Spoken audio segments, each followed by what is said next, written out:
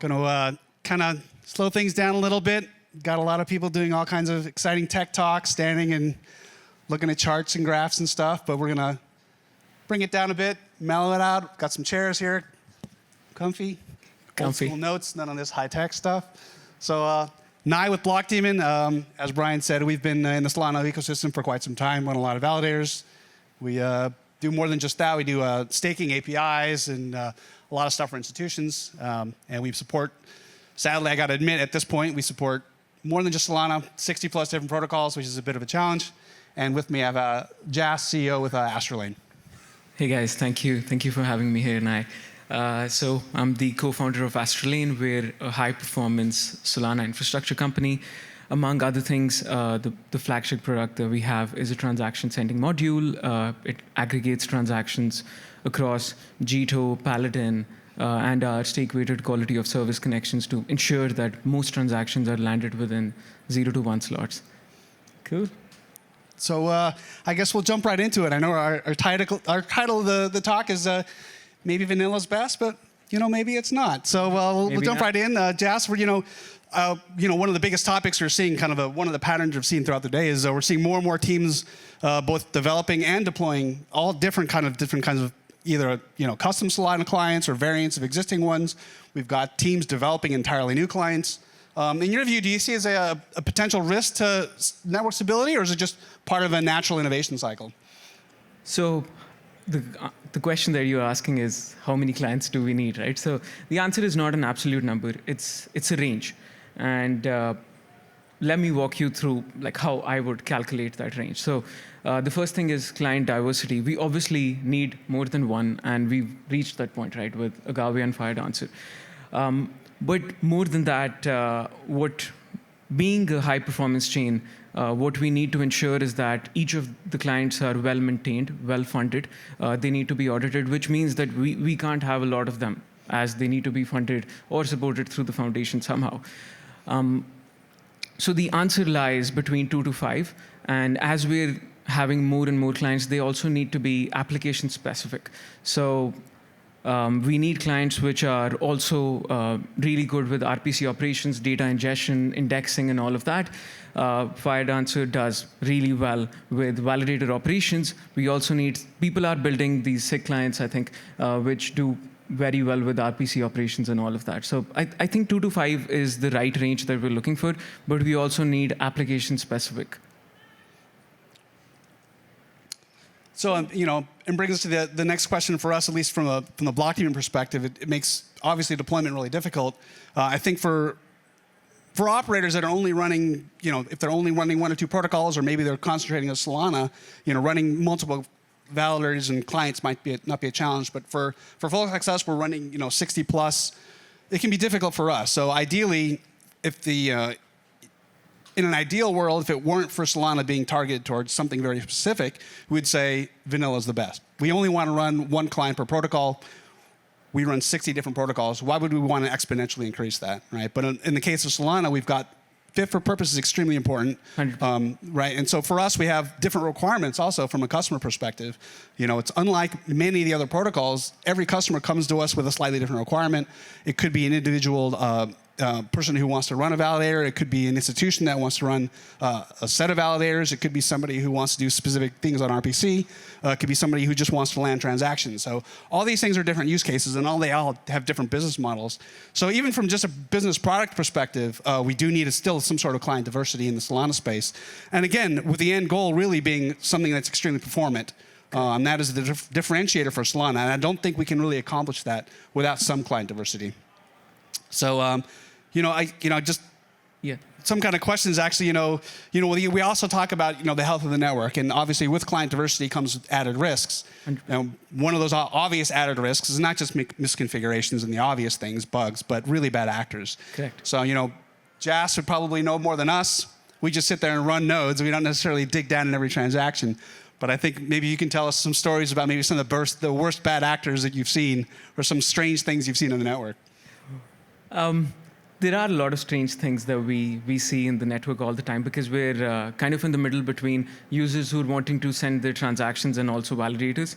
I'll talk about something recent.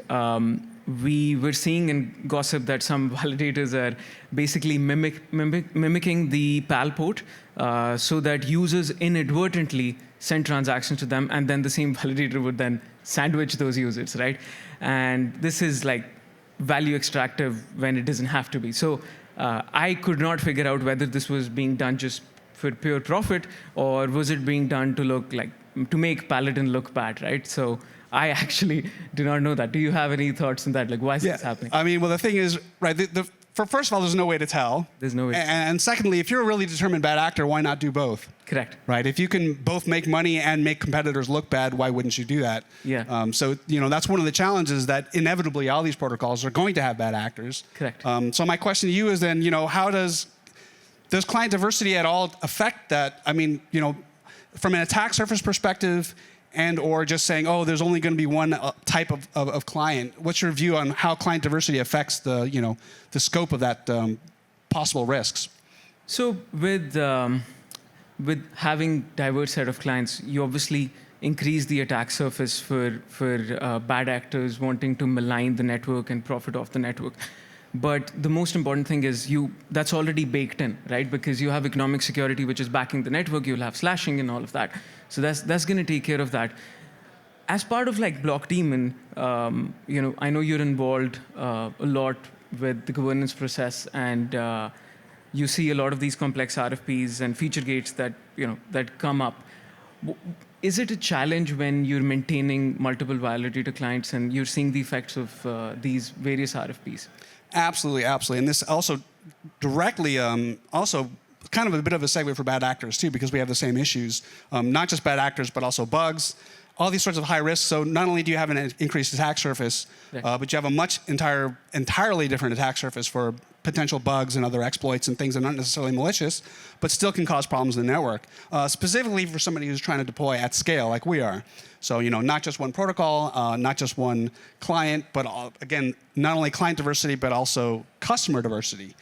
So that makes deployment and maintenance extremely challenging. And one of those issues is really, and the issue there becomes really, it's fit for purpose. You have to find the right client for the right job, and all these different clients may have different requirements. For example, one of the examples might be uptime or pure APY. Correct. And in one of those situations, you have to worry about standardized failover. Like, how do we standardize failover across multiple different clients so that we can guarantee a certain level of uptime, a certain level of skip rate, vote rates, and make sure that they don't that if there's a failover or a rollback, that we don't have the issue.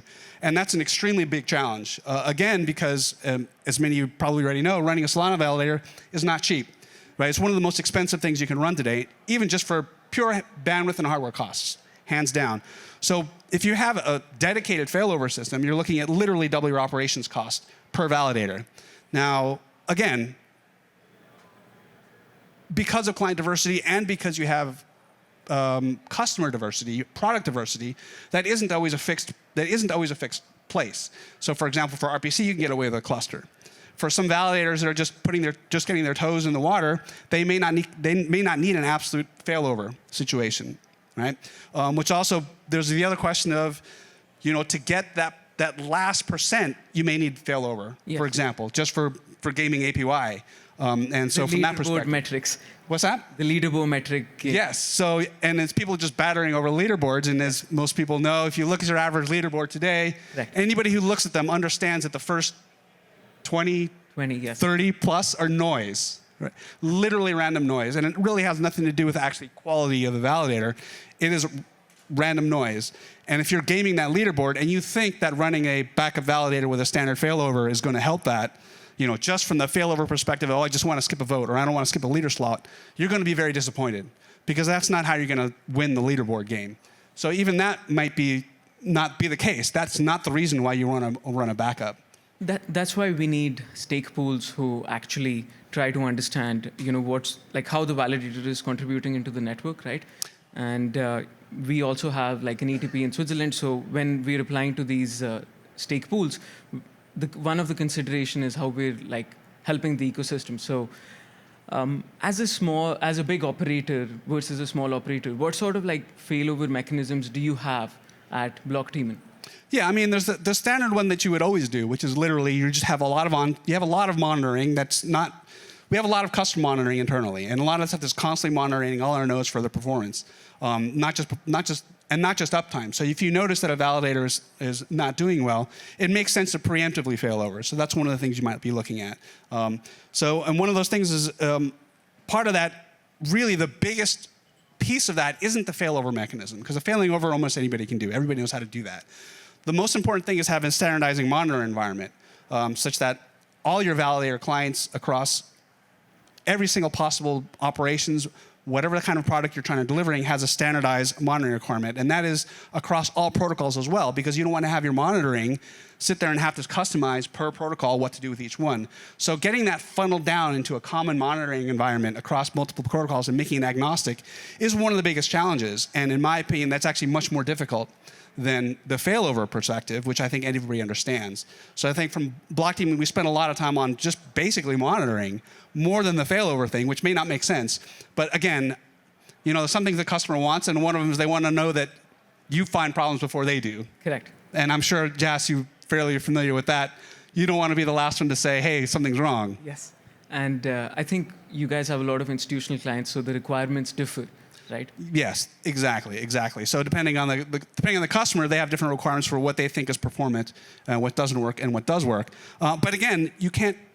That's why the standardized monitoring requirement is much more important than the standardized failover. Correct. Because you want to be able to adjust to whatever your customer requirements are. If somebody wants this particular uptime, that's one thing. If they want some sort of latency, that's something else. If they want a different skip rate or something else, and that's part of the written. And also, we may have that as part of the contract. We might have some sort of SLA that requires us to be a certain way, and you have to make sure that your monitoring environment supports those kinds of requirements. So that can make things really challenging. So, what's the one piece of advice that you'd give to teams who are considering deploying custom Solana clients?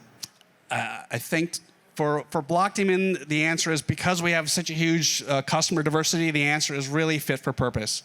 You can't expect to be able to support every single client out there, but you do want to be able to satisfy customer requirements. And the answer there is pretty clear. You figure out which ones make the most amount of sense for your customers, the ones that have fit for purpose, they have the best performance. And I know that's one of the interesting things for me. Maybe we don't see it as much as you do, but I want to kind of lay into another question, which is, one of those benchmarks is performance, right? At the end of the day, is to figure out which one's the most performant.